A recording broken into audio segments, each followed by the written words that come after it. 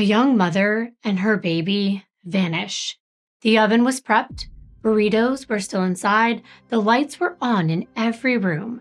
Her phone was sitting on the stairs with a shoe print pressed into the glass. It was a Tuesday morning in Boulder, Colorado, and 25-year-old Ashley Mead was nowhere to be found, and neither was her 1-year-old daughter. The front door was unlocked, her cat was pacing the floor, and if you didn't know better, you would think that maybe she just stepped out to grab the mail. But then hours passed. Her coworkers call her, her friends text, nothing. We think that these moments, the ones that change everything, will look different. We think they'll come with a warning, but sometimes they don't. Sometimes they begin in the middle of the most ordinary day of your life. Hi everyone, welcome back to my channel, and if you've never been here before, I am Kimbyrleigha. It's nice to finally meet you. I think we all know how important it is to drink water, but did you know that there's a lot more to hydration than just plain water? And that's where electrolytes come in, and our sponsor for today's video, Ultima Replenisher. Staying hydrated doesn't have to be boring or even packed with sugar, and that's why I love Ultima Replenisher. It is my daily dose of delicious hydration. It's loaded with 6 key electrolytes: calcium, chloride, magnesium, phosphorus, potassium, and sodium, plus vitamin C and zinc. So my body feels balanced and ready for whatever the day throws at me, and it can be a lot. And also, as I've gotten older, my skin needs a lot more hydration, which means that I got to keep my body hydrated so that I can look and feel my best, especially when I'm on the go with Mazzy. Plus, Ultima has 0 sugar, 0 calories, and 0 carbs. Unlike other electrolyte drinks that taste salty or have like the weird aftertaste, Ultima is not like that. So if you've tried others and you didn't like them, give Ultima a try. It's naturally sweetened with organic stevia leaf with plant-based flavors and colors, and it's also vegan, keto-friendly, and gluten-free. Basically, it's a clean way to hydrate. I've really noticed a difference when I am consistent with it. Less fatigue, less fogginess, more energy throughout my day, and with all of the flavor options, especially the new tea freshers, they're amazing. I like the mango dragon fruit green tea flavor, but staying hydrated is actually something I look forward to now, especially since it's so easy to grab a stick pack, mix it with water, or you can get creative. I've seen people make mocktails, cocktails, all kinds of recipes with fresh fruit and smoothies and more, but I like to keep it simple. It's really good. I actually really love the raspberry flavor, but there are so many flavors to choose from. It's no wonder that Ultima is a natural food industry's leading electrolyte drink mix. You can grab it on their website or at Whole Foods, Amazon, Walmart, CVS, Sprouts, H-E-B, and more. So if you're ready to replenish yourself with hydration that just tastes good, just head to the link in my description box below to stay hydrated with Ultima Replenisher. And a big thank you to Ultima Replenisher for sponsoring today's video. Now let's get into the case for today. I'm going to jump right in. It was a Tuesday morning in Boulder, Colorado, February 14th of 2017. Valentine's Day, actually. A day that's usually filled with love and couples celebrating one another. Or if you're single, a nice Valentine's Day dinner with your friends. But for 25-year-old Ashley Mead, it was the first day that people close to her knew that something wasn't right. Ashley's boss was the first to notice that something was just off. It was 9:20 a.m. and Ashley wasn't at work. That wasn't like her. She's glued to her phone. She would be the type to quickly just text you, "I'm running late," or even call if something came up. But that day, nothing. And when her supervisor, Erin Machado, kept getting her voicemail and no calls back, she decided to call the police. It was that out of character. But it was also because Ashley had a 13-month-old daughter. Both of them were absent at Head Start Preschool, where Ashley was interning at the time. Boulder police head out. They conduct a welfare check at Ashley's apartment. It was located at 690 Manhattan Drive in Unit 12. They see it's an attached townhouse. It has a screen door and a Valentine's Day wreath with pink, purple, and red hearts hanging on the front door. They knock, letting anyone inside know that the police were there, and they get no answer. They tried the knob, and to their surprise, it's unlocked. Also uncharacteristic for Ashley. So they enter. They're calling out, they're announcing themselves once again, and there's no response. Now inside, all the lights are on. In the living room, there's an orange and white leather couch. It's got a pillow and a blanket tossed on it. There's a baby bottle that's sitting next to the couch on the hardwood floor. And Ashley's black purse was right next to it at the base. There is miscellaneous everyday items all around. But it wasn't necessarily messy. It just looked lived in, and nothing really looked that out of place. Officers make their way to the kitchen. Now, this is when things get a little confusing and a bit concerning. This kitchen that's usually lively, it's now quiet. They notice that the oven is open just a bit, but it's turned off, with 2 burritos inside, uncooked, but prepped like someone was just about to set a timer. There was a set of prongs attached to the handle on front of the oven and pans on the stove, along with 2 ice trays that looked ready to be filled with water and set inside the freezer. It was odd. It looked like Ashley had been cooking a meal and just vanished into thin air, like she disappeared right from where she'd been standing. It was really eerie. There was even a cabinet that was open, and it had all of her seasonings inside of it. Another sign that she was in the middle of making a meal, as though she was grabbing for the right bottle, but never had the chance to take it off the shelf. Now, something that I hadn't seen before was this writing on her refrigerator. Now, to me, it looked like maybe some kind of chalk marker. You let me know if you do the same thing. But this was like a long list of things that she probably needed to get done or buy. It said fridge magnets, sandpaper, containers, a deck brush, a nonstick pan.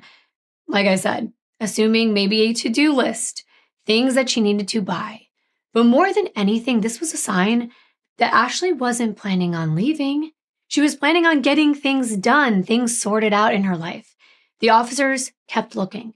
There was a set of stairs that went up to the second level where the bedrooms were, and at the top was a little rocking horse and a couple grocery bags on the floor. But again, nothing unusual or out of the ordinary. But then in the main bedroom, in Ashley's bedroom, there were glasses. A pair that she usually wore. They were still there. And they were these distinctive hexagon-shaped big black frame glasses. And not only that, her driver's license was sitting on a dresser near her bed, and her passport was still there. That mattered, because let's just say that Ashley left on her own. She would not leave her personal belongings behind, certainly not her identification. Now, her mother, Claudia, was contacted, and she was very concerned, especially for the safety of Ashley's baby, 13 months old. And that really hit close to home because I currently have a 14-month-old. And they were nowhere to be found, which of course was concerning to Claudia. She said to the police, listen, if Ashley's cat Xena is there, she did not leave willingly. And sure enough, the cat is seen pacing around. It's hungry. It's all alone in this apartment. Ashley would never leave her cat behind. It went everywhere with her. When she went home for the holidays to Pennsylvania for Christmas, her cat came with her and her baby. And her social media was dark. She was always online, posting cute photos of her daughter, sharing posts about herself and her life, but nothing since February 7th, almost a week earlier. Now that didn't make sense. And Claudia talked to her daughter all the time. They at least texted every day, and she hadn't heard from her since February 10th. Now officers know why. Well, at least why no one can contact Ashley at this point, because they find her iPhone. It's sitting on the crook of a staircase on the banister, kind of in an odd spot. That was it. Ashley was officially reported as missing because there was just no way that she would leave all her personal things behind, her phone, baby things that she would need for her daughter. And that's where this mystery began. A young mom, her baby, her car, gone without a trace in the middle of a perfectly normal Tuesday. Ashley owned a white Volvo station wagon, and it was not parked outside in its usual spot. But if she had left with the baby, where would they have gone? You've probably heard about stories like this. Remember when Gabby Petito's Instagram still showed her smiling at cute road trip selfies just days before the world learned that she was already gone? Or what about Shanann Watts? Her purse, her phone, and her keys found inside her house, like she just stepped away for a moment. We think that we're going to see a warning. Some kind of creepy figure in the background, a scary situation that you could spot from a mile away. But sometimes there's no warning. It's just life as usual until it isn't.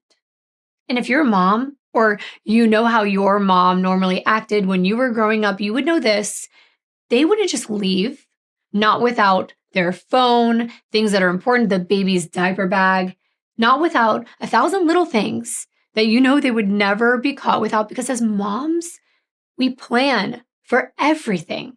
So the idea of Ashley just taking off without any of that and not telling anyone, it didn't make sense. Something was not right. Now, the first thing Boulder Police Department want to know is, who is Ashley?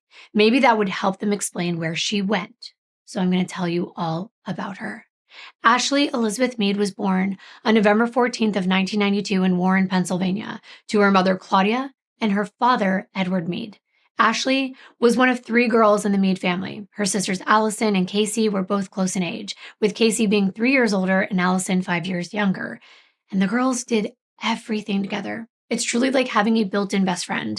Ashley and Casey were especially close, and from a young age, Ashley stood out. She was the middle child, the one that probably had to be a little louder to get noticed. And if you have siblings, you know the deal. Yes, there were fights over borrowed clothes and bathroom time, but there was also this unshakable bond that they had. Her sister said that Ashley was protective, loyal, and always the first to cheer you on when you were going through something. By high school, she was the kind of person that teachers would remember. She didn't just show up to art class. She made it fun. She would be dancing around the room, singing under her breath, skipping along, hyping her friends up. She had this energy that made people feel lighter and fun. It was just really pleasant being around someone like her. Some people actually called her a brilliant light. And you know that we hear the phrase, they lit up a room. We hear that when someone's gone. But with Ashley, it was literal. She just radiated. And others called her eccentric. Some say she had an eclectic style. I would call it unique. She had that quality about her. Her smile alone was very unique. It had a little gap right between her 2 front teeth. She would wear colors of the rainbow. She would wear different colored tie-dye leggings and socks that didn't even match. Clothes that would definitely make a statement without Ashley even having to say a word. But she wasn't the quiet type, so you usually would hear her talking. She loved theater, she loved putting on a show, even if it was just for family. And above all, she loved traveling. She was a true traveler, not just, hey, let's go to Florida for spring break. No. 42 states, Canada, Mexico, and she had a way of finding beauty in every single place that she visited. And she would pour those experiences into her writing. She was a poet. She had already published 2 books of poetry by the time she was in her 20s, weaving her love of nature and of people into all of her words. You could read even just a few lines and immediately know that she was someone who noticed the little things in life, the things that we are sometimes too busy to even appreciate. That was Ashley. But as much as she loved adventure, Ashley was also grounded. She had studied liberal arts in New York City. She went on to Centenary College and then Louisiana State University. She was planning grad school at Colorado State in Boulder. She had big dreams. But it was the kind that you knew that she would actually reach because she had the work ethic to match. And she loved animals, cats and dogs, but she really loved dogs. You know, those kind of people who have to stop and pet every single one they see? That was Ashley. She would talk to your dog before she would ever even talk to you. And I can actually picture this because guess what? I'm guilty of it too. I will totally ignore the owner, not even make eye contact and be like, oh my God, look how cute you are to their pet at every chance I get. Boulder was where Ashley wanted to be. And coincidentally, I think that this video, like I said, was coming out when I will be in Colorado for CrimeCon. That wasn't on purpose. But Colorado is absolutely gorgeous. I can see why Ashley was drawn to it. She wanted to get the feel for the town before completely committing to grad school there. But that would come later because something more important was happening. She found out she was pregnant. And this was such a happy time for her and her family, especially when they found out it was another girl coming from a family of 3 girls. It figures, but they could not wait to meet her. Now, of course, I have to go back just a little bit because there was a man in Ashley's life, Adam Densmore. I know that people usually use the line, he was tall, dark, and handsome, and Adam was tall, and he had dark hair and a full beard, and Ashley, of course, thought he was absolutely handsome and charming and funny. He could also cook. He wasn't just the kind of guy that would say, hey, let me cook you some pasta tonight for dinner, put your feet up because you're always in the kitchen. No. He was an actual chef, so that was a big plus. Ashley met Adam a few years earlier, and he had just gotten out of the army and was looking to go into a new career. And as they got to know one another, they decided they both wanted to move out to Boulder, so they made it happen. He began studying at Augustine Escoffier School of Culinary Arts, and his specialties were crispy duck appetizers, mozzarella salad, fried tuna wonton, and of course, desserts. My favorite key lime pie was on his list. He also made peach tarts, raspberry amaretto terrine, and he was an expert in what he did. He loved cooking.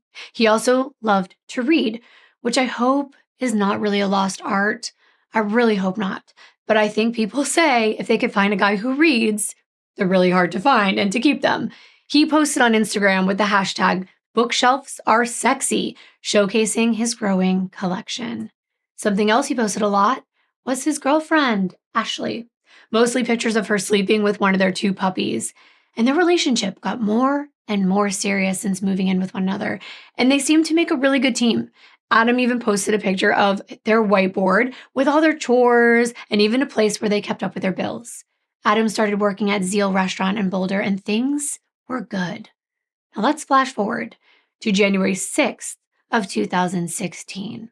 Now Adam was posting on Facebook that a baby was coming, and the very next day, he shared an adorable photo of himself and his new baby daughter, captioning it, "I'm pretty sure my new daughter is a redhead. I feel inadequately prepared. Oh dear gods." They named her Winter Daisy Maeve. I wouldn't have expected anything else from someone like Ashley, who was so unique. Both Adam and Ashley absolutely adored Winter.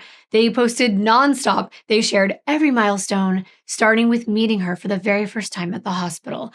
They look like very proud parents. There was even an adorable photo of Adam asleep on a bed with baby Winter Daisy on his chest. He also liked to grow his own vegetables. He wasn't going to let fatherhood stop him either. He strapped little baby Winter Daisy onto him in the baby carrier, went out on the farm, and this photo got a lot of attention online from friends. It looked like it could have come right out of a homesteading magazine. Winter Daisy was their world. But something changed in Ashley after she was born. Of course, Ashley still had ambition. She still wanted to go to grad school. Those dreams had not changed. They were just kind of put on hold because she wanted all of her time and effort to go into her new daughter, her baby, her new world. This is not uncommon. I think it's also part of having this motherly instinct.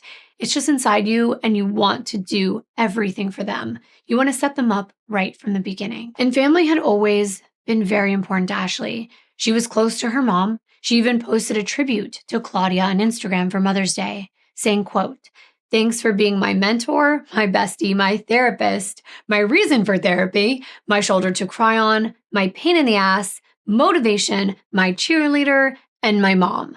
I can't wait for you to be the mom to my darling baby. I love you more than all the stars."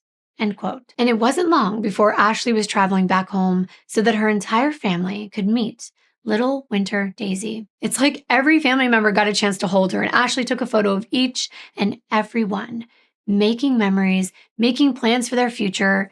And her Instagram bio even said, "Newly a mom. Now that's my life. Sigh. I am that girl, and I love it." Ashley decided it was going to be really hard for her to leave Winter Daisy in someone else's care. So she started to look for jobs around Boulder that she could actually do with her daughter. And there weren't that many choices. But she landed on Head Start Preschool, and it was perfect. That way, Ashley could dedicate her time to something that she really loved, children, but also have free daycare for her daughter. It made sense. Adam also made a career move. He left Zeal Restaurant and he started working as a line cook for the Hungry Toad. Ashley and Adam did not slow down. They brought Winter Daisy everywhere they went, whether they were going to an art festival, the farmer's market, a petting zoo, or even having a little mommy and daddy time and stopping to have a beer together. They were those cool parents that didn't let having a kid stop them from doing the things that they loved before she came along. Now the investigators knew a lot more about this missing mom. Now her last Instagram post was so normal. She and Winter Daisy painting hearts for Valentine's Day. This didn't seem like a woman that was planning a trip with her infant. Not a secret, spontaneous, spur-of-the-moment getaway, no. Not without her license, passport, cell phone, no way. Officers decide that they're going to do a second welfare check. At 5:41 p.m., they're back at Ashley's place once again, and they notice her car is still not in her parking spot. It's still vacant. Her car is nowhere in any of the spots. So officers Trudy Hunter and Rick Smith, they knock again, and there's no answer. So they let themselves inside. Officer Hunter noticed that right inside the front door was a small wooden bat lying on the floor at the bottom of the stairs, along with a few pairs of men's hiking boots. Ashley's iPhone still sat on the staircase banister. The battery was nearly dead by that point. Now, in the living room, they found 2 additional phones. One was completely dead, and the other looked like it was really old and hadn't been used in a while. When they're looking at items in the living room, they do notice a bookshelf with one of those torch lighters, and next to it was an ashtray full of smoked marijuana joints, old ones that were just sitting there, and cocaine residue on a countertop. So they took note of that. Then they made their way up the stairs to the main bedroom. Inside, they saw that there was a phone charger still plugged into the wall, but this time they noticed something significant. It was the door to the guest bedroom. Both hinges were hanging from the door frame. They were broken, and it appeared like that door had been forced open. And inside, there were clothes and boxes on the floor, baby toys, miscellaneous items, nothing hanging in the closet. And this room was messy. There was a large brown moving box up against one of the walls, which was half full. This big box that I'm showing you, half full with empty marijuana bottles. They were prescription bottles and they were atoms. But there was something more concerning found in that closet. A black rifle case with a Romania .30 caliber rifle inside. They had more questions than answers at this point. And Ashley's mom, she asked the officers who called her if they had spoken to Adam. And they informed her they were in the process of attempting to get in touch with him, but it looked like he was missing as well. The number they had for him kept going straight to voicemail. And as a matter of fact, the officers were canvassing this apartment complex. They were knocking on neighbors' doors and asking, have you seen this family? Do you know this family? When was the last time you saw Ashley, Adam, and Winter? And as a reminder, this was Tuesday, the 14th of February. Officers started with the units that were closest to Ashley's, the ones that shared a wall with her on either side. First, they spoke with the neighbors on one of the sides that were a couple. They said they knew that a man, a woman, and a child lived in apartment 12, but they weren't really familiar with them. However, they did see them on a regular basis, and the last time they saw Ashley was about 3 or 4 days earlier, around 7:30 in the morning, doing what she always did when they saw her, which was leaving in her car, probably to go to work. When the officers asked if they heard or saw anything out of the ordinary, they said no. They had never heard anything unusual coming from Ashley's unit, no arguing, no fighting, and they'd never seen any signs that any of them were in any kind of trouble. Not Ashley, not the baby, not Adam. Now at this time, nobody answered the door to the unit on the other side that shared a wall with Ashley's, so the officers moved to the other units. One neighbor stated that the last time she saw Ashley was around noon on Saturday, February 11th, that Ashley had told them she had a 4-day weekend ahead, but she didn't know if she was going to stay home or if she was going to make plans to leave town. Now, this neighbor wasn't sure when the last time was that they saw Adam, but that he had been in and out and that he came and went and seemed to have more of an irregular work schedule. Now, another neighbor said they saw Ashley the very same day on Saturday morning around 9:30. She was playing with Winter Daisy outside, acting completely normal. And yet another neighbor said they too saw Ashley that same morning around 10 a.m. Now, there was another couple a few units down that actually saw Ashley on Sunday, the 12th, around 8:30 in the morning. They said Ashley had been walking towards the dumpsters on the north side of the apartment complex, and they noticed she was dressed more nicely than usual, their words. She'd been wearing jeans and a heavier jacket. Now, this stuck out to them because they said Ashley didn't usually dress like that. They informed officers that trash is emptied on Mondays, Thursdays, and Saturdays. And they weren't the only neighbor to see Ashley going to that dumpster. Another neighbor told the officers they saw Ashley taking trash to the dumpster on that same day, Sunday the 12th, but this time it was around 5:30 p.m. And they said that Ashley appeared to be acting normal. That was all the information they gathered up until this point. Now they have a starting point to investigate even further. And at this point, Detective Ross Rickert and Detective Andrew Kirschbaum were assigned to Ashley's case. Their objective was to get in contact with Adam as soon as possible since the phone that was registered to him in Colorado was off and it kept going to voicemail. So Detective Kirschbaum decided he would reach out to Adam's father, Douglas Densmore, who lived out in Houghton, Louisiana, with Adam's mother, Donna, and Adam's brother, Benjamin. He told Douglas that Ashley and Winter Daisy were missing, and he was attempting to get in contact with Adam. The detective was a bit surprised to learn from Adam's father that Adam had just been at his residence in Louisiana the day before. Douglas informed Detective Kirschbaum that Adam and Winter Daisy were okay, but Ashley was not with them when they came to visit. Douglas explained further that he missed a call from Adam in the middle of the night on February 12th into the 13th, and this call woke him and Donna up. So he calls his son back, and all Adam had to say was he was coming home to visit.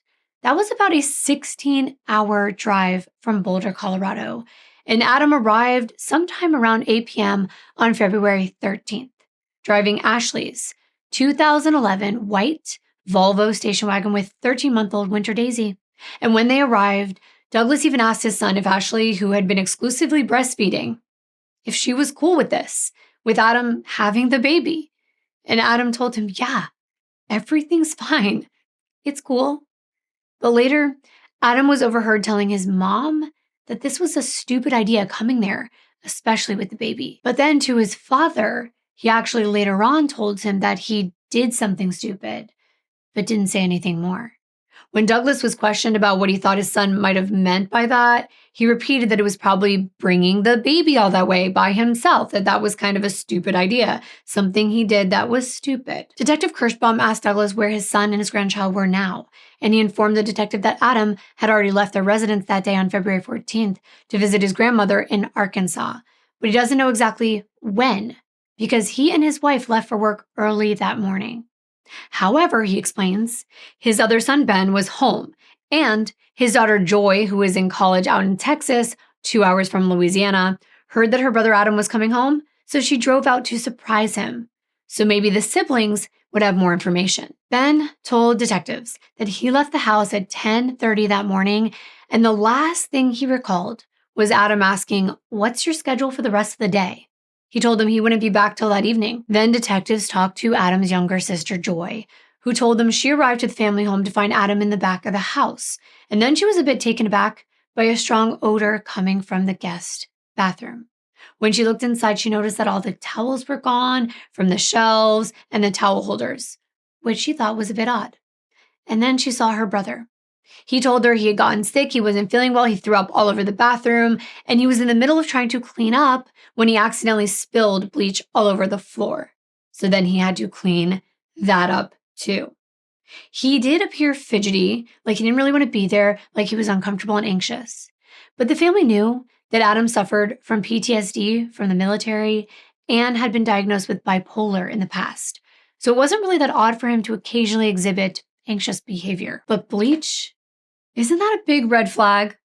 Every time I hear bleach, the first thing I think of is more than an average cleanup. You were really trying to get something taken care of. And of course, the detectives are putting all these things together. He calls his parents in the middle of the night on the last day that anyone saw Ashley. He took the baby that Ashley was breastfeeding on a 16-hour car ride with Ashley's vehicle. It sounds really suspicious. And now she's missing. Detectives talked to Adam's father again, asking if there was any other contact information that he could provide for his son at this point. And Adam's dad kind of gets defensive. He said that he felt like they were insinuating that Adam had done something wrong. And he went on to explain that baby, Winter Daisy, she looked healthy and normal. As in, my son's taking good care of his daughter. But none of that explained where Ashley was. And Douglas did admit he was more concerned about her than his son or Winter Daisy. And he told the detectives that Adam left his house around 5 p.m. And if he hears from him, he'll let them know. Well, the very next morning, on February 15th, Detective Kirschbaum receives a voice message. It's from Adam. And he's stating that he heard the police were looking for him and he was heading back towards Colorado. He said he would give Detective Kirschbaum a call a little later in the day because he mentioned his phone was turned off to conserve the battery. The number he called from was the one registered in Boulder, but the name on this account wasn't Adam Densmore. It was Samus Adams. And that name, Sam S. Adams, was searched, and a Facebook profile came up with Adams' picture on it. Now, I will say this a million times over again. Social media is a great place to find out what kind of things someone cares about, what they share. Especially when I'm doing research in true crime cases, I will go all the way back in time, especially on Facebook, because you can learn a lot about someone's mindset by what they choose to post or not to post about. But only, of course, if they're active. And Adam was active on Facebook, very active. He pretty much posted every single day, if not multiple times a day. I feel like you can get a lot of insight into who someone is just by scrolling through their posts. And some of Adam's were hard to look at. There were lots of politically driven reposts. There were memes and videos mixed in between with very opinionated and even sexist posts. It was almost like he despised women. He would call them names, he would degrade them. He didn't think they deserved certain medical care, and he thought that they made bad decisions. He was also very vulgar. Now, to each their own. When I'm not here on YouTube, do I use things like the F-bomb here and there? Sure I do. Do I use it every other word? No. But I also don't get offended if someone does. I just wanted to give you some insight into what his posts were about. And it made me think about something.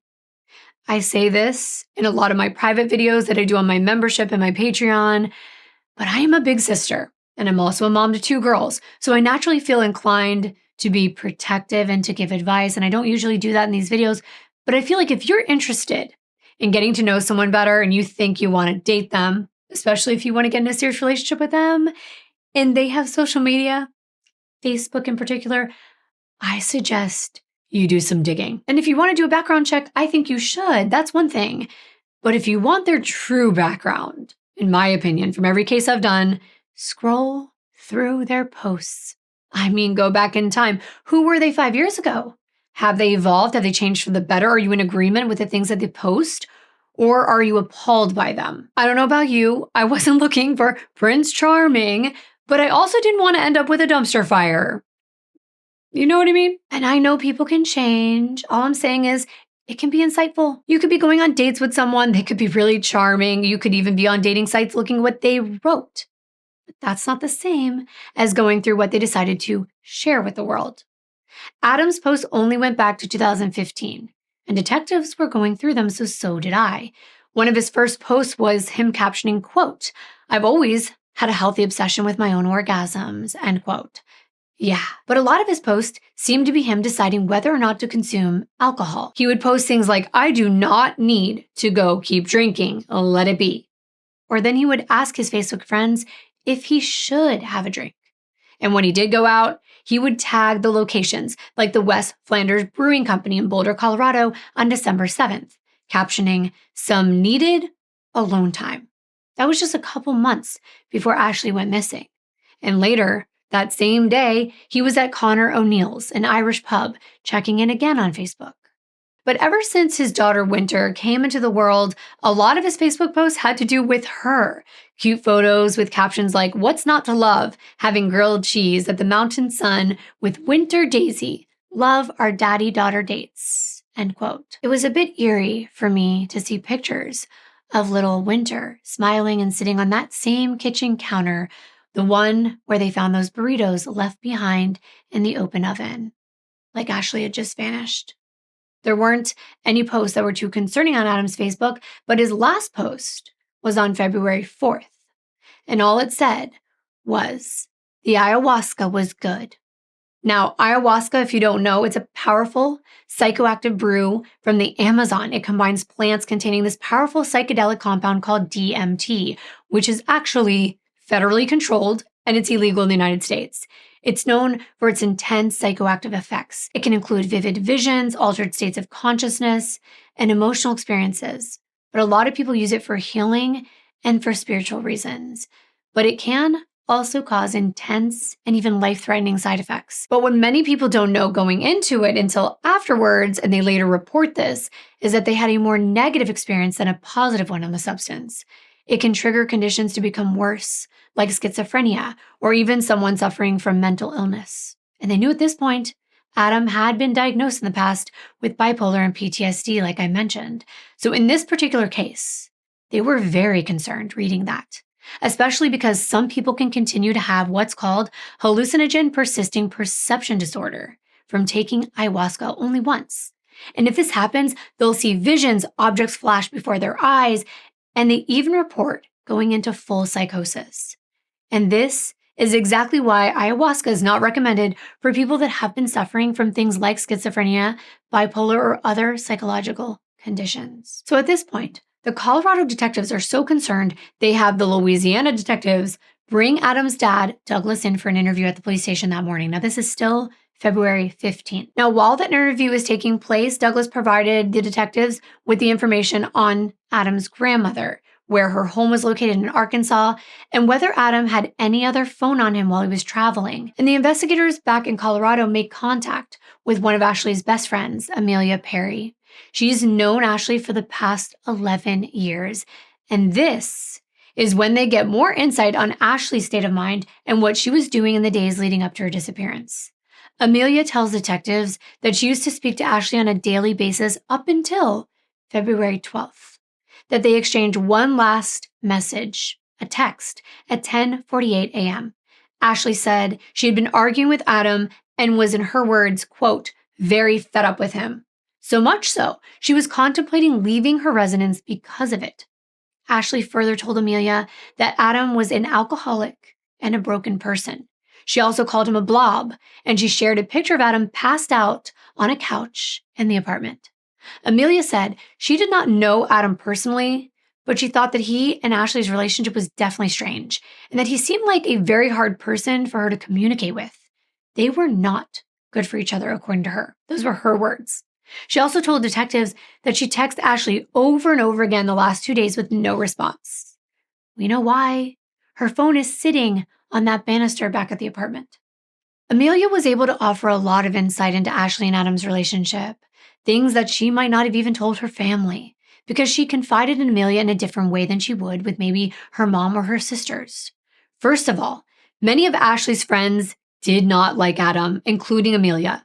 He seemed to break Ashley down, bring out the worst in her, and she was quite miserable when they got together. Now, this was back in Louisiana, where Amelia explained that Adam and Ashley met when they were working at a restaurant together. And at first, it was a casual thing. And it was a thing that did not work out. They broke up back in Louisiana. It was Adam who started to go to school on a GI Bill to become a chef out in Boulder, Colorado. And while he was out there, Ashley found out she was pregnant. Amelia said that she was so scared, but they talked about it. And Ashley decided that she was going to move to Colorado. Even if she wasn't going to be with Adam, she wanted to be there so that her daughter could be near her father. And as scared as Ashley was, it turned out that little Winter Daisy was the best thing that ever happened to her. Amelia said, quote, I'd like to think I'm a good mom, but I've never seen a better mom than Ashley. She literally wore that baby, end quote. And what she meant was that Ashley carried Winter attached to her in a baby wrap all the time. There's tons of photos of this. Amelia explained that Ashley was so excited when she got the job at the preschool as a teacher's aide, and this was back in October. But she also explained that Ashley and Adam, they weren't together anymore. They agreed they were better co-parenting Winter Daisy, but not being in a romantic relationship. Ashley was still allowing Adam to live with her, though. She wanted to have a stable upbringing for Winter for the time being, and after all, she let him move in with her when she moved out there because he was living with a group of friends. And of course, at the time, they were trying to make things work and kind of get back together, and she didn't really like that living situation. She felt that it was only right she gave him a place to stay since it was her idea for him to leave his apartment with his friends and come be more of a family unit together with their baby. But this was something that Adam wanted really bad, and things were good for a while. But there were some odd things happening. For example, Adam refused to sign Winter's birth certificate. His reasoning, he doesn't go by Adam Densmore anymore. He doesn't feel like he identifies as Adam. He believed he was Samus Adam, and because obviously you can't put that on a birth certificate because it's not his legal name, he wouldn't sign. And when they pulled up that record, sure enough, there was no father listed, and the baby took Ashley's last name, Mead. As they were digging further into all of this, they find out from more of her friends and people close to the couple that Adam wouldn't even introduce Winter as his own daughter. he would introduce her as Ashley's daughter. But to be fair, I saw many, many posts on his Facebook where he was calling her his daughter. And apparently, it got into Adam's head though, and maybe because Winter was a redhead, like he said, or because of the fact Ashley eventually wanted to break up, and she also said she was going to be seeing new people, which she did just a week leading up to her disappearance. But for whatever reason, Adam started to doubt that he was Winter Daisy's father at all. And this was all the way back before December. And he starts expressing his doubts to Ashley and to other people in their social circle. As you can imagine, Ashley was taken aback by this. She felt frustrated. She felt like he didn't trust her. And no one wants to feel like people are calling them a liar, especially about something as big as a man being the father of your child. So Ashley naturally started to pull away. She expressed to her friends she was very unhappy in the relationship. She even tried to get Adam to leave their apartment for several months. And as a matter of fact, back during the holidays, Ashley went to visit her family without Adam. And at that point, Ashley got him to agree to take a paternity test. The results had just come in on February 8th, just days before Ashley disappeared. So now investigators are wondering, did Adam find out? Was he not Winter's father and he did something to harm Ashley? But then why would he take Winter with him?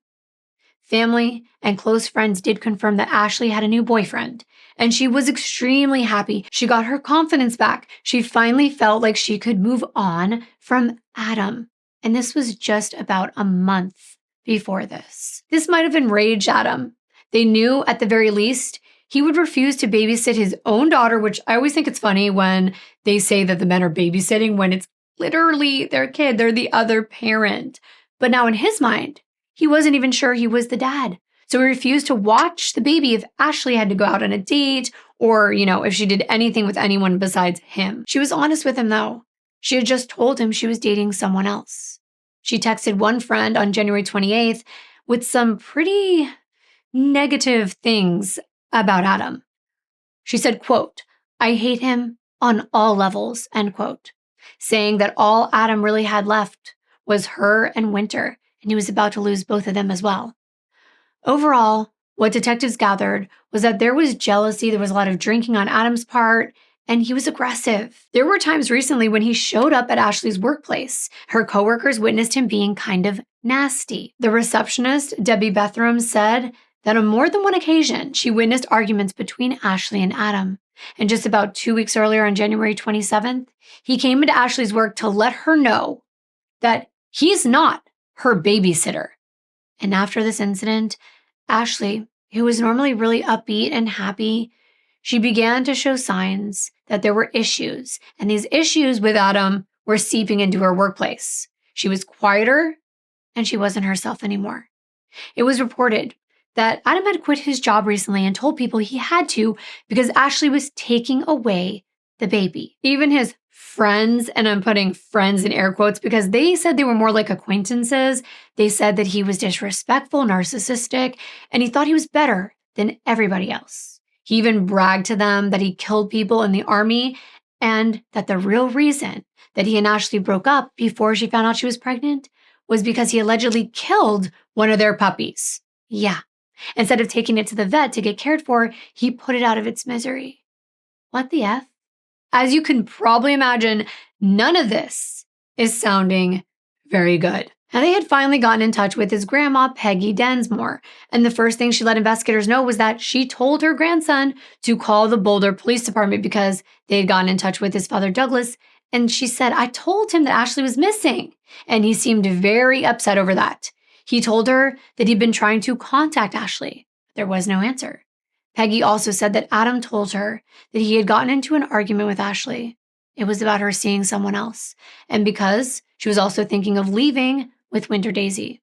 All she knows is that he got to her place in Conway, Arkansas around 7:51 on February 14th, and he stayed until the morning of the 15th. Now, she has no idea where he is now, but she said he was heading home to Colorado. Adam didn't have a criminal history in Colorado, but he did have one in Louisiana. As a matter of fact, his criminal history revealed he was arrested in 2008 in Louisiana for battery. And in that report, his then wife, not Ashley, they were never married, but another woman that he was married to before he and Ashley met, had told police that she told him she was too young to be married and she wanted out of the relationship.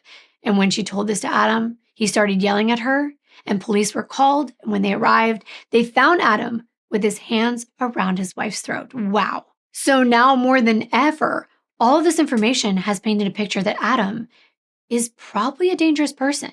He might be in psychosis because he might have done ayahuasca. He had already been suffering from some mental health conditions, and he is now alone with a 13-month-old baby whose mother is missing.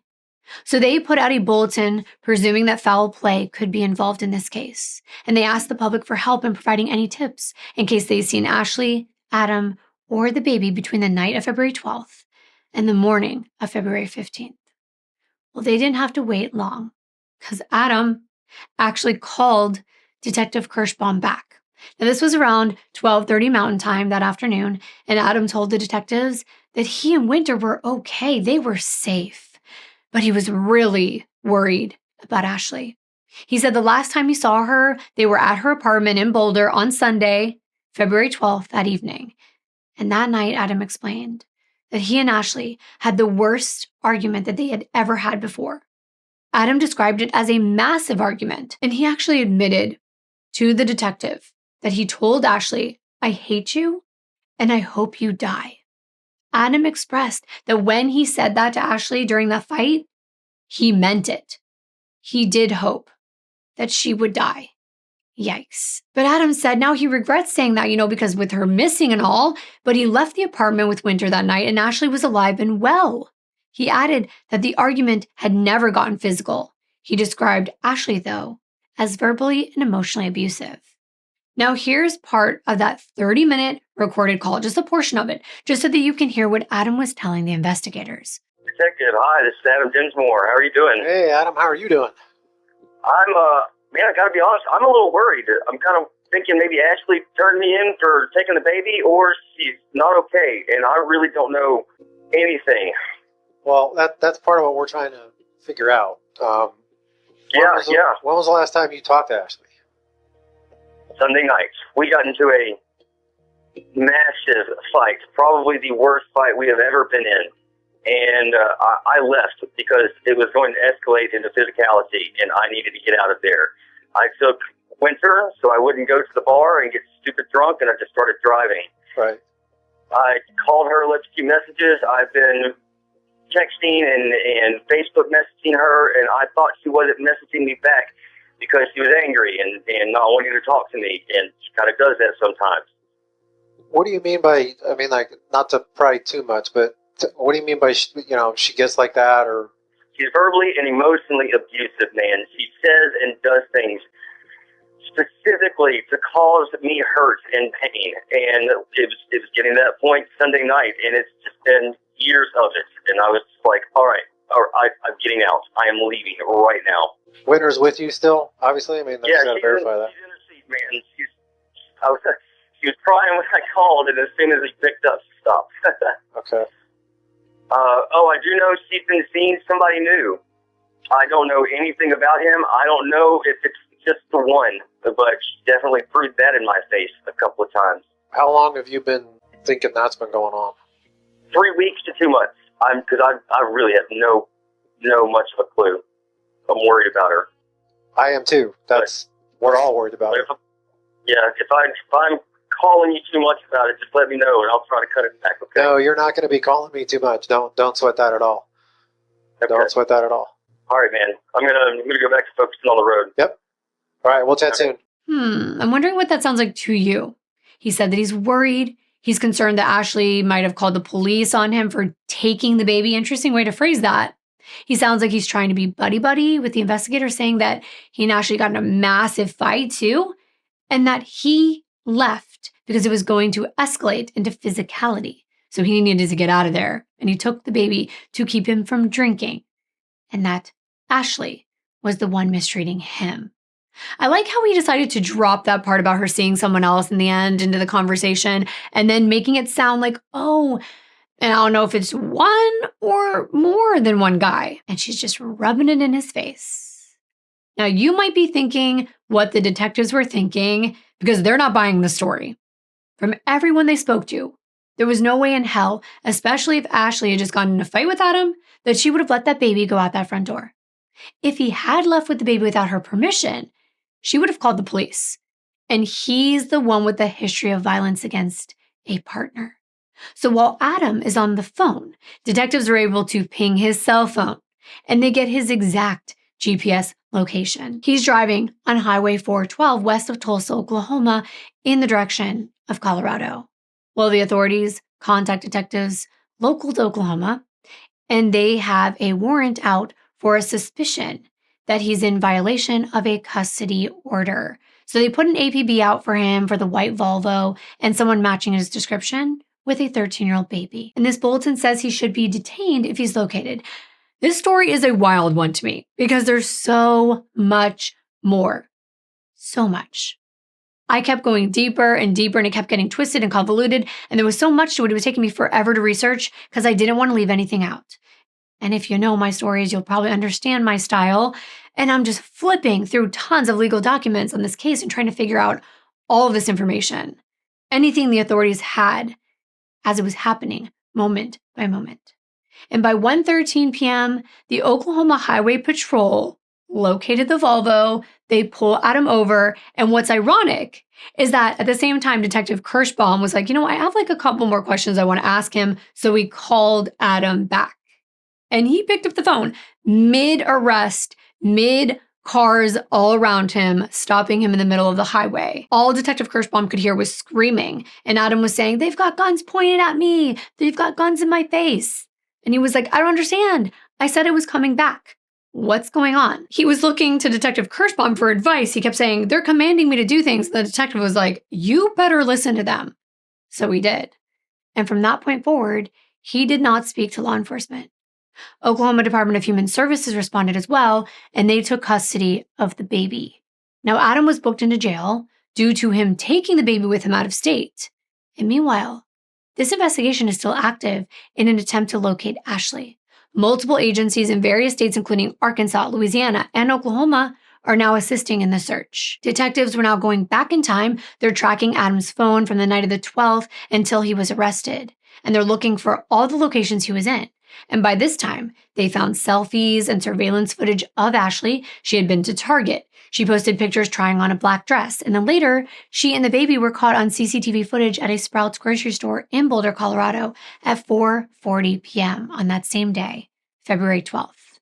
That was the last time that there was any activity on Ashley's bank account. And then later, when canvassing the neighborhood around Ashley's apartment complex, a woman named Jessie Hollister, who is a general manager at a place called Bailey's Wine and Spirits, which is a liquor store near the apartment that Ashley and Adam lived in. She told authorities she saw Adam not once, but twice on February 12th, buying 2 6-packs of beer at 10 a.m. and another 6-pack at 6:30 p.m. And the day before that, Adam's debit card transactions show he was at 3 different bars. It looked like he was on a bender, drinking nonstop day and night the day before and the day of Ashley's disappearance. Even this general manager from the liquor store who knew Adam from him coming in all the time said that the first time he came in the morning, he was upbeat, he was his normal self, but the second time, he was really down and he started talking to her. And she was trying to find out, what's wrong? And it seemed like he wanted to continue to say something, but he kind of held his tongue. GPS records showed that hours later at 9:16 p.m., Adam's phone headed south on Interstate 25 through New Mexico and Texas before arriving at his parents' house in Louisiana at 7:53 p.m. Mountain Time on February 13th. So what happened to Ashley between the time she was seen with Winter on that CCTV footage at the grocery store until all of her social media and her phone activity stopped, which was at 8:40 p.m. on February 12th. Adam's phone registered multiple phone calls to Ashley that night, but she wasn't picking them up. This was after 9:16 p.m. However, there were also voice messages letting her know what he was doing with the baby, where he was, almost like he was giving her updates. And then there were a few messages that talked about how he was so upset with her that she was with this other guy, and he hoped she was having fun with him. Kind of being sarcastic and condescending, but those calls stopped after he got to his parents' house. Ashley had been corresponding with her new boyfriend. She'd only been seeing him for the last few weeks, so the investigators did have to do their due diligence and reach out to him, especially after they began to dig through Ashley's phone. And they saw some pictures that they thought were, questionable. They were sexually explicit, just things you would exchange with a new guy you were talking about if you were an adult and into that thing. But it made the officers uncomfortable given that she was missing now. This new boyfriend said that he did not see Ashley that night, and he had an alibi. He was with a group of friends that corroborated his story. His cell phone data also showed he was nowhere near Ashley's apartment, and their phones were never in the same place that day or any time after she went missing. But remember how I told you there were 2 neighbors who shared a wall and that one of those neighbors were not home when the officers first went out there inquiring about whether anyone heard or seen anything? Well, there was a woman and her son. Her name was Amelia Torres, and her teenage son, and they lived in that other unit with the adjoining wall. And they finally got in contact with the police. Amelia and her son said they both remember that around 9 p.m. on February 12th, the last day anyone saw or communicated with Ashley, they both heard a loud noise that came from her unit that sounded like someone falling down the stairs. Amelia Torres said it sounded like a person, but there was no yelling or screaming. And then they heard what sounded like someone going up and down the stairs time and time again, multiple times. That's pretty interesting, considering they found Ashley's cell phone with a shoe print on the screen right near the stairs in that little nook. So now they're doing a full forensic analysis of this entire apartment. They had canines out in the neighborhood, and they had towed Ashley's vehicle that Adam had been driving to a crime lab out in Oklahoma for testing. CSI were scouring this place, and at first glance, it didn't appear to the naked eye that there was any blood evidence in that apartment. But of course, then they sprayed luminol in both the upstairs and the downstairs bathrooms, and they lit up all over the sink, the walls, and the pattern was swipes and smears, and it showed that someone had attempted to clean up. Then they sprayed the stairs. Places lit up there as well, and even in the living room, clearly a physical altercation occurred in that residence, but all the areas were smeared and there were no spatters of blood, no pooling anywhere, so they couldn't determine how this blood got there. They could only tell that it had been sopped up and cleaned, but of course, not good enough. You're probably putting it together right now. The baseball bat, the loud noise heard by the neighbors through the wall, as though a person had fallen down the stairs. Blood evidence on the stairs, blood evidence in the living room. Detectives, and probably most of you, believe that Ashley was hit with that bat when she was at the top of the stairs. Remember they found a few grocery bags there? Perhaps she had just come home from running her errands when she was attacked from behind. She fell down the stairs. She's bleeding. She gets up. She runs into the living room, tries to escape through the front door, but she's stopped in her tracks. Her purse ends up at the bottom of the couch on the floor. Could she have had it on her during the altercation and it fell when she was fighting back? Maybe she's beat again. Maybe she was grabbed and strangled. But blood was in both of those bathrooms, most likely because whoever did this tried to clean themselves off and used the bathrooms to dispose of paper towels and other items that were used to clean the blood in those other areas. Now, every time a person wrings out a towel in a sink, let's just say, little blood splashes in other places, even if it's diluted, and you might not be able to see it. You'll be smearing it around thinking you're cleaning it, but there's residue left behind that you can't see unless you use a substance like luminol. And that was what this apartment looked like.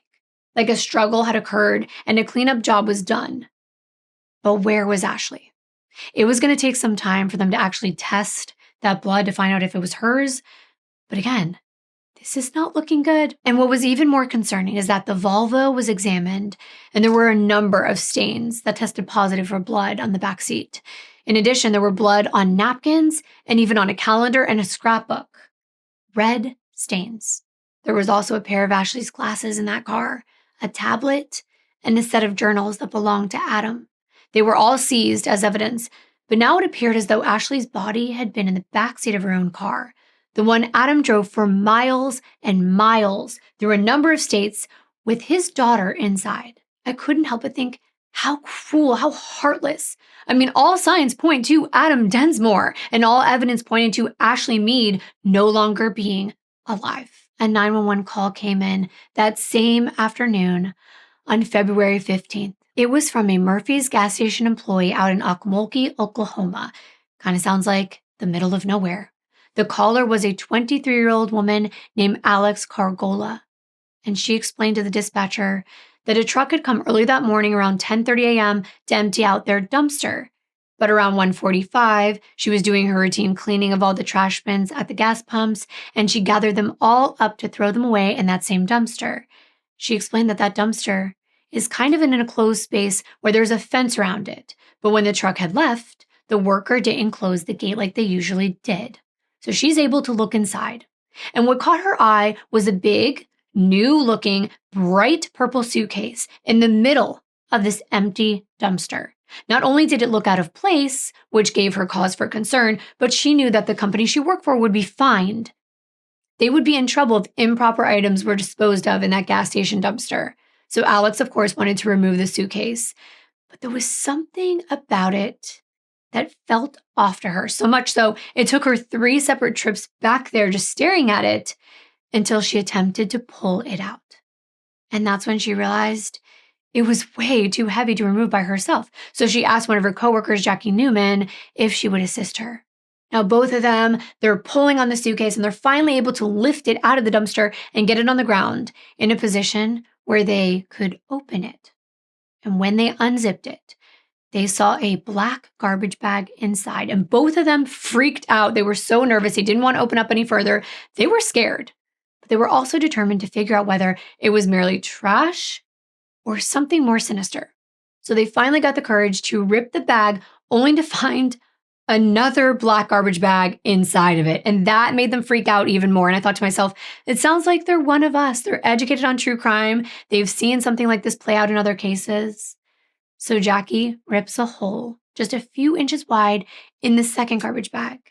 And the girls jumped back when they saw skin. But they thought that it was too small to be a person the way it was situated, and it was probably an animal. It was probably a pig, actually. So they had to get back to work. They left the suitcase right there outside of the dumpster. Later on, Alex went back to dump the suitcase back inside. But at that exact moment, a gust of wind blew through the bags, and it started to loosen up enough to where Alex could see that this wasn't an animal. It looked odd. It looked concerning. And she realized that it was a woman's body. Part of it, anyway. I'm sure that was so terrifying, but Alex looked closer and she realized it was just the torso. That's when she panicked because, of course, she had never seen anything like that before. And she called 911. I mean, who has? It wasn't just a torso, because saying that, you would envision a body from maybe below the neck down to under the buttocks without limbs. And yes, that was the state it was in. And it appeared to be washed. But when the officer came out there, he was shocked. He saw this huge incision from the chest to the lower abdomen, disembowelment, organs missing, removed, gone. The stomach, intestines, bladder, uterus, kidneys, liver, and pancreas. This gas station was close to where Adam had been stopped and arrested earlier that same day. So the police requested the CCTV footage from the gas station as well as the adjoining Walmart parking lot. They could not positively ID this body as Ashley Mead's, but there were indications that it was her. For one, the proximity, as I just said, but the remains had piercing holes in both nipples, and Ashley had removed her jewelry from that area to breastfeed. That matched up. But not only that. The responding officer found 2 baggage tags, the ones that you put on at the airport, on the suitcase with the name Joy Densmore on them, as in Adam's younger sister. I hope you haven't forgotten about Adam's family members relaying to detectives they smelled the odor of bleach in the guest bathroom right after Adam had been all alone in the house for several hours on his little visit. Well, of course, the police get a search warrant for that property as well. Remember Adam told his own father that he did something stupid? Well, that sounds more like a confession. Maybe he was trying to vaguely get something off of his chest. Regardless, CSI examined that guest bathroom, and even without an alternative light source, or even spraying luminol, they saw numerous red stains that looked like blood on the inside and the outside edge of the bathroom door. It was on the floor, on a cabinet, on the ceiling, and even on a light switch and in the bathtub.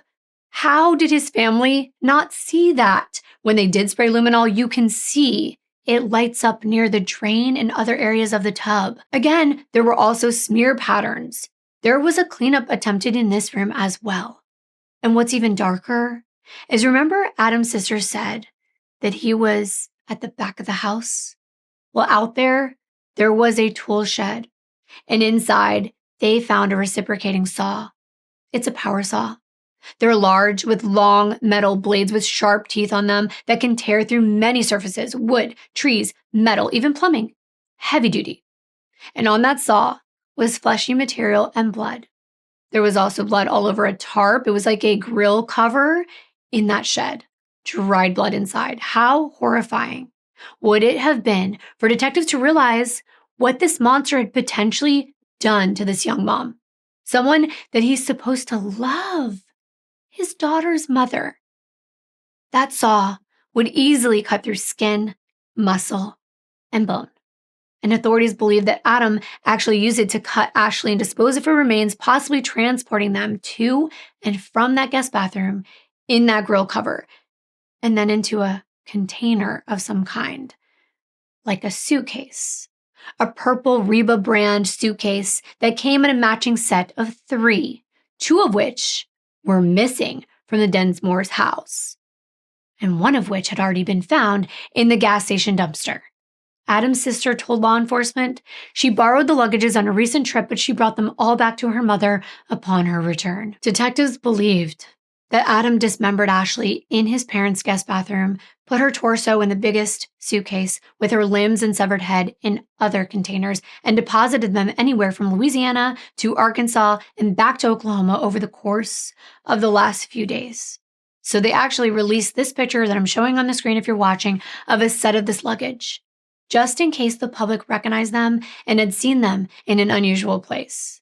But they also feared that they'd already been picked up by Waste Management and taken to a landfill. It would be nearly impossible to know which state, which landfill, and even if they narrowed it down, that kind of search is tedious and very costly. And if you think Adam was going to offer up any information, that's a no. He still wasn't talking to anyone.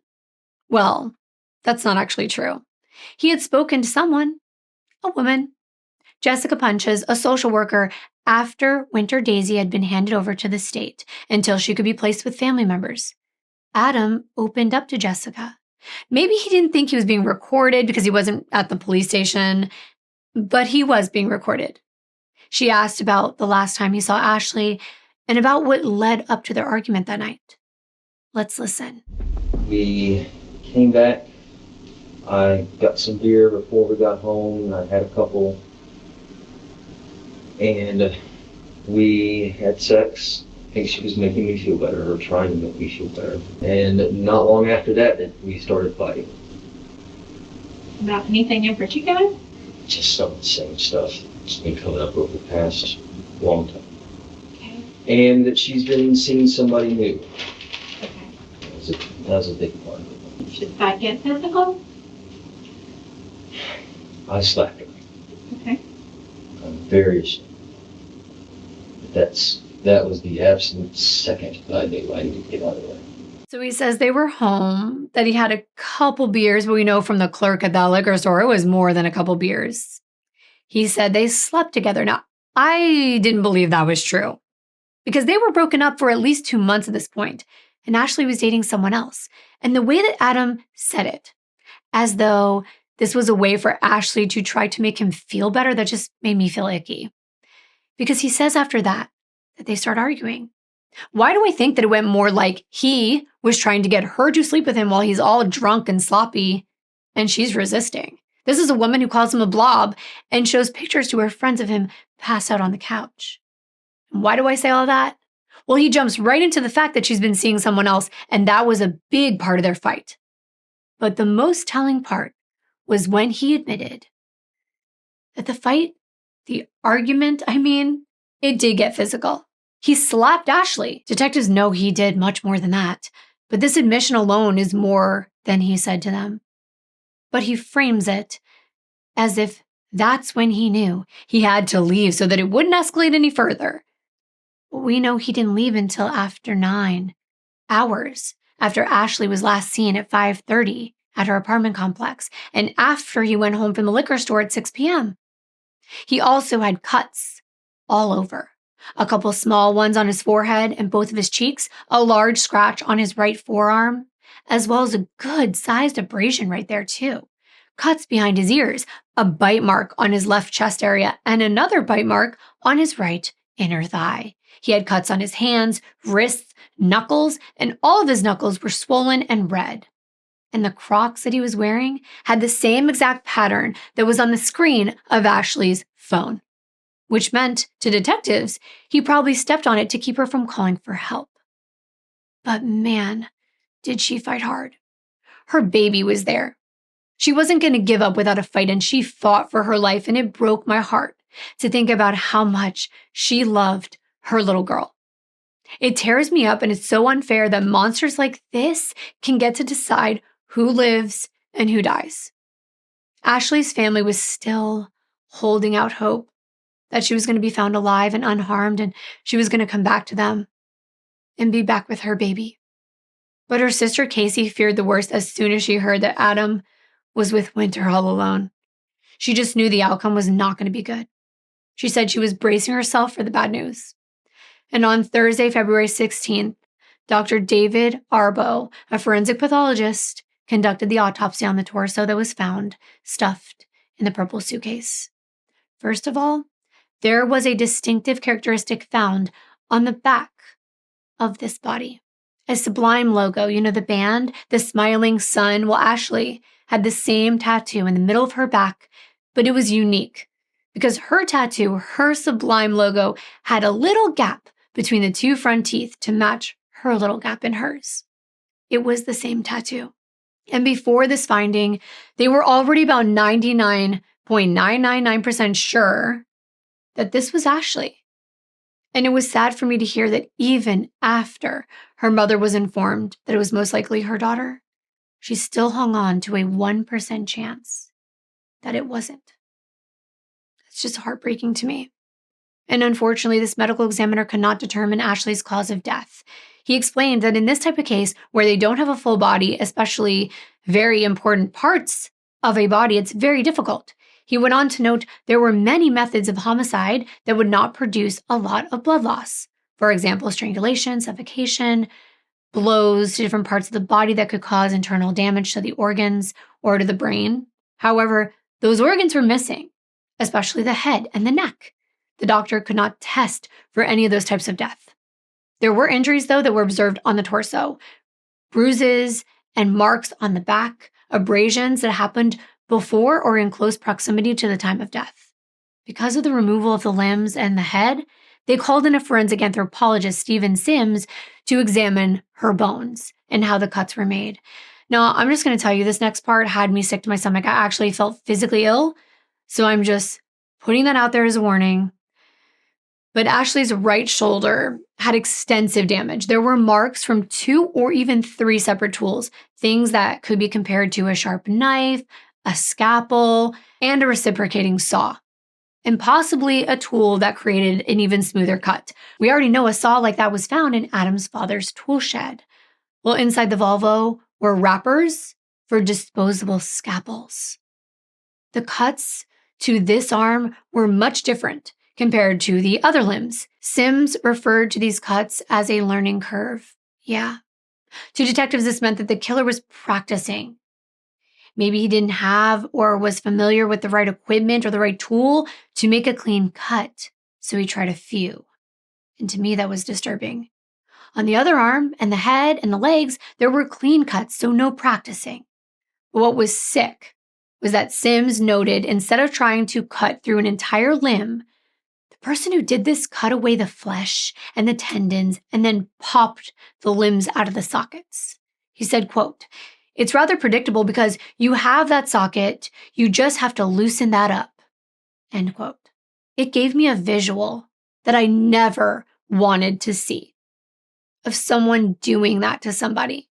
There were cuts to her pelvis, and the internal organs in that area had been removed.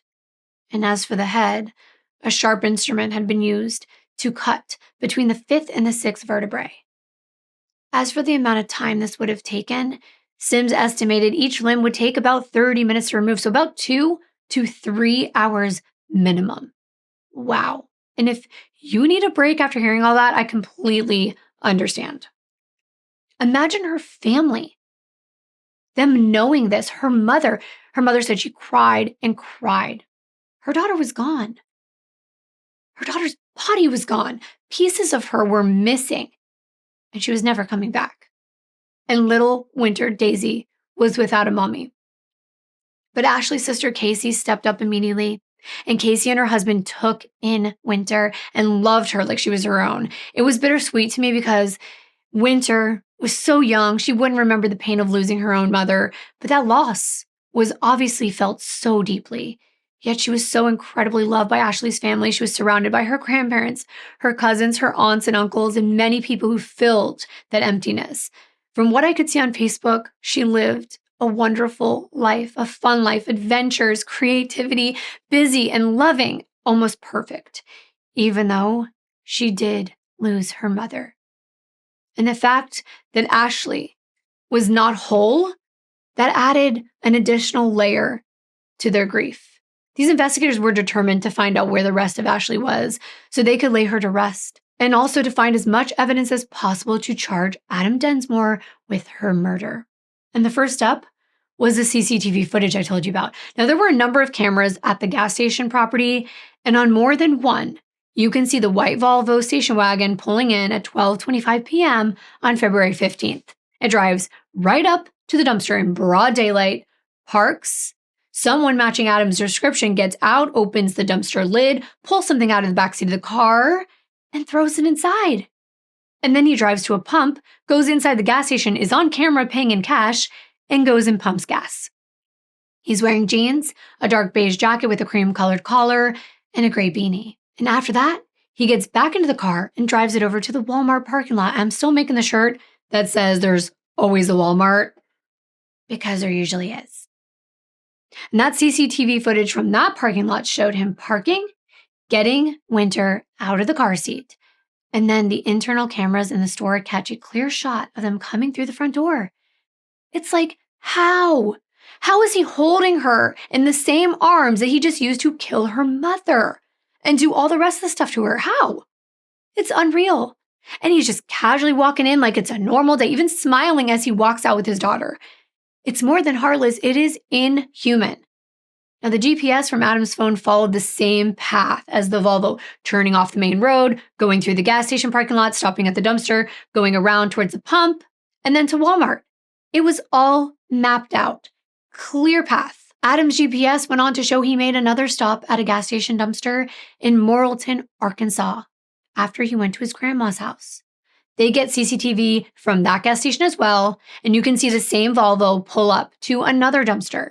Adam gets out. He removes something from the back seat, puts it into a black trash bag, and sticks it in the side opening of the dumpster.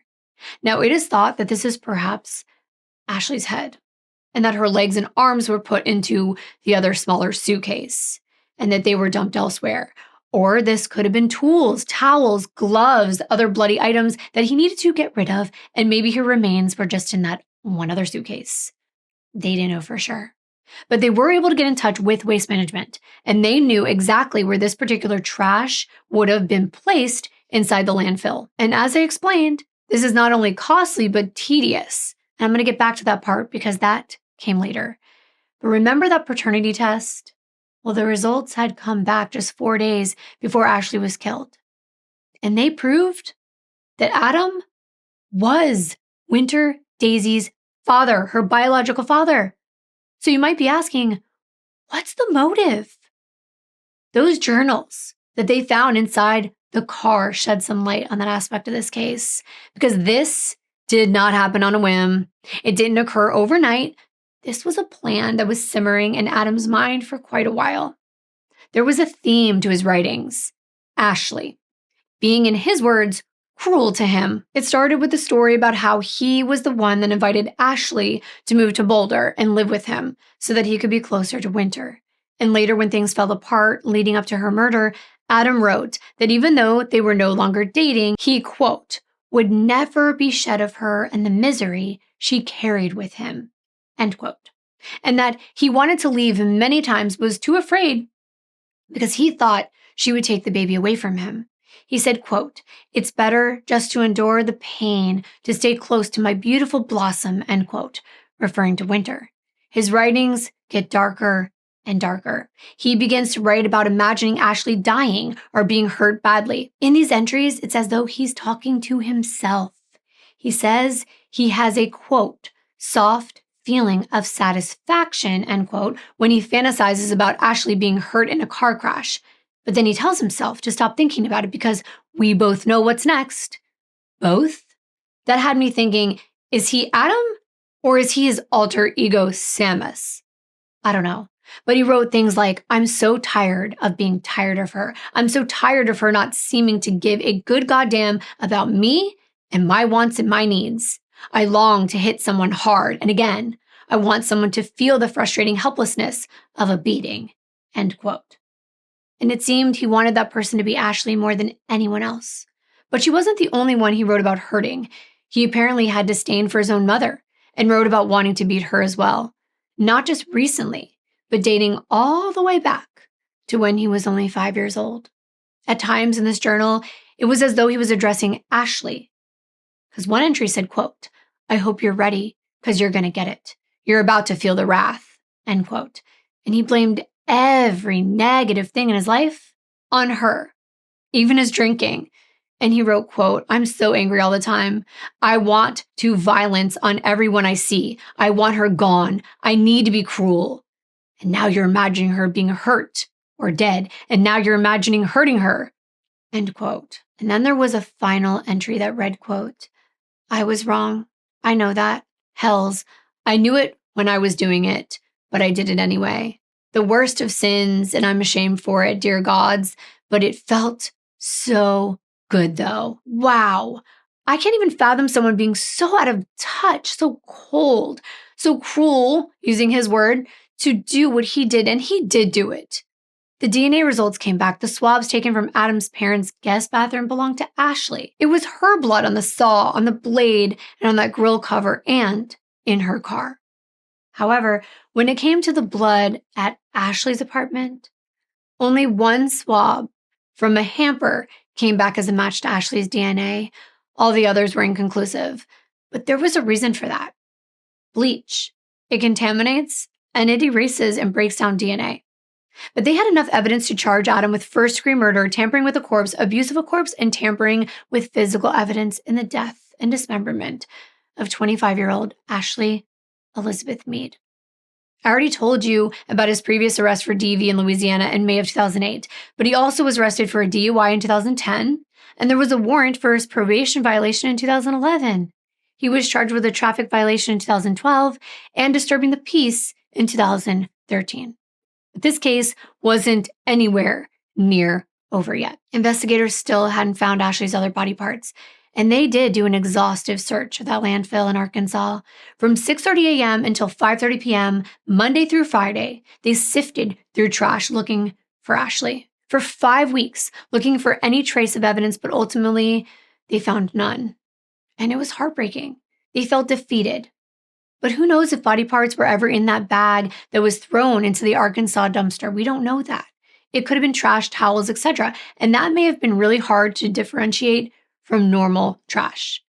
Either way, it was a loss for them. They felt awful not being able to return all of Ashley to her family. Not even her torso was available to her family because it was still evidence. A year later, in April of 2018, it was finally time for 33-year-old Adam Densmore to stand trial in front of a jury. The opening statement by the prosecutor was so powerful. She showed a photo of the purple suitcase, and she said, inside this suitcase is horror. Inside the suitcase is a dismembered, disemboweled, headless corpse of 25-year-old Ashley Mead. The man who did this to her is the defendant, Adam Densmore. He murdered and dismembered her because he felt She was mean to him. He murdered and dismembered her because he was fixated on the idea that she was going to leave the state with their child. She explained that by the time Ashley's loved ones were looking for her, Adam had already driven her hundreds of miles away, lying right beneath their infant daughter's feet in the backseat of her own car. And then inside his parents' guest bathroom, he carefully removed each of Ashley's limbs from her body to get ready to stuff her into a purple suitcase. The prosecutor talked about the journals. They said, quote, his words of hatred towards Ashley flowed as effortlessly as the blood he spilled from her body, end quote. And because he threw her body parts away like trash, the prosecutor explained, a coroner was never able to determine a cause of death. She told the jury, you're not going to hear the answer to that question because the defendant took great pains to ensure that she wouldn't. But he made a few mistakes, and he left a couple clues behind. And we already know the CCTV footage, the GPS, the tags on the luggage with Adam's sister's name on them. And the prosecutor went on to say he was carrying Winter Daisy with the same hands he had just used to ensure that she would never, ever see her mother again. And then it was the defense's turn, with attorney Jennifer Chanu addressing the jury. 3 important questions, she said, would be really important for them to keep in mind. The where, when, and how, stating that these questions will remain unanswered at the end of this trial. When you can't answer one of these questions, that's reasonable doubt. And when you have reasonable doubt, you must find Mr. Densmore not guilty. The defense told the jury that all the prosecution was going to do was present a theory about what they think happened to Ashley, but they can't prove what actually happened or even when or where it happened. Your job is not to solve a murder mystery or to figure out the answer to these questions. It's the prosecution's burden to prove every single one of them. She went on to ask the jury not to merely assume that Adam's paranoid, panicked, and rash decisions were signs of guilt, saying, you're going to hear about some horrible, gruesome things, and you may feel disgust and distressed and distraught. You may want to solve Miss Mead's death. You may want to figure out answers to these questions, but you cannot let that cloud sworn oath that you took as members of this jury, the oath that you will not jump to conclusions, that you will not make any decisions based on sympathy, bias, or prejudice. You swore that you would set all of that aside and ask yourself, am I left with questions? Where, when, and how? Also pretty powerful. But then the prosecution laid out everything that I already told you in this video. All the evidence, every connection, and even witnesses that you haven't heard about yet. There was Jennifer Thurber, who met Adam online almost 2 decades before this. They kept in touch all of those years, and she testified for the prosecution. She showed the jury all of her Facebook and text messages, specifically in the months leading up to Ashley's murder. And many of them, he called her cruel, said that he was tired of fighting with her. He was so fucking tired. And he also said, I'm ashamed of the thoughts I have of her most days. And there was even testimony from a neighbor who saw Adam cleaning out the white Volvo and loading a purple suitcase inside of it. But some of the strongest evidence was a scientific kind, the DNA. How do you explain Ashley's blood in her ex-boyfriend's parents' house if her ex-boyfriend wasn't the one who put it there by dragging her deceased body into the bathroom and taking her apart? Explain that, because to the defense's point, there's another question that the jury has to ask themselves, and that's who? Who else would have access to his parents' house? Who else would have access to her car? Who else would have access to Ashley except for him? It's almost insulting to all the investigators, all these scientists who diligently put this evidence together to act like someone else could have done this. Don't let the fact that he took her apart lend itself to his innocence. Sure, because they can't find parts of her body, they don't know exactly how she died, but he already put his hands around his ex-wife's neck in the past. Now, I don't think the jury was going to have that information. Maybe they did. I don't know. But either way, all the evidence presented that 2 weeks was very compelling. And then Adam had to decide whether he was going to take the stand. He asked the judge if he could sleep on it because it was a very, heavy decision for him to make. Any guesses? He came back in the morning and he decided not to take the stand. At least I think he didn't, because I didn't read anything about it. But his defense attorney in her closing tried to spin everything. All the journals? Oh, that was him growing as a person. She was like, how are you supposed to grow and reflect if you're not able to write everything and anything you want in a journal, even if it means writing nasty things about someone? That's not motive, she said. The blood? She said 5 droplets on a hamper. She's like, you know what that is?